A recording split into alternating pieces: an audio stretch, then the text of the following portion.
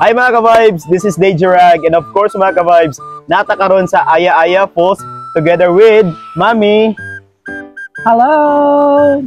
So karon mga ka-vibes, for sure nga ang uban sa inyo ha from Iligan City or Lugait mga ka-vibes, nakalaag na gyud diri sa Aya Aya Falls.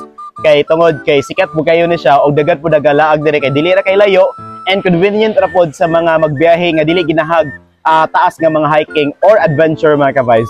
But anyway mga ka-vibes, karon kay naaman si Mami, ato siya pangutan-on mga ka-vibes. Kay hapit na gyud ang Valentine's date mga ka-vibes.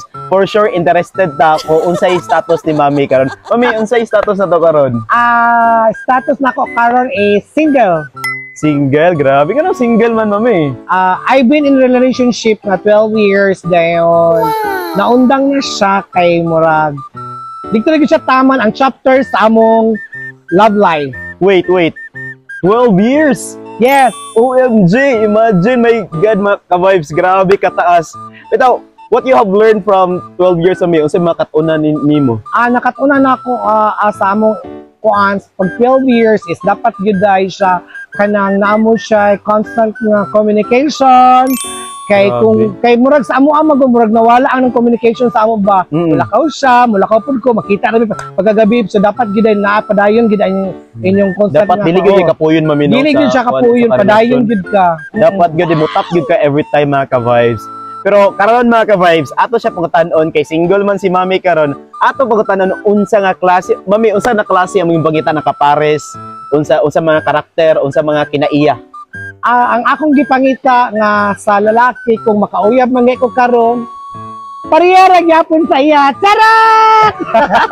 Dito anyways, pareha ra gyapon sa iya ang ato kabuutan, no regrets sa among pagbulag kay ana gyud na ang love na masakitan, malipay ta usahay, masakitan ta at the end.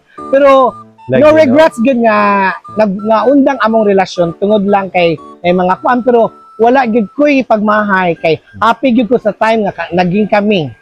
Wow, grabe.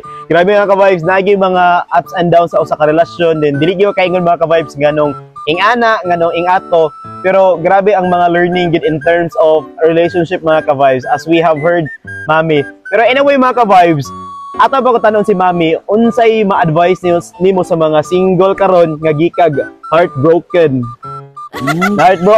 Nagka-relasyon sila Mami tapos na heartbroken nya karon kay February 14 naman, magunsa man sila dapat?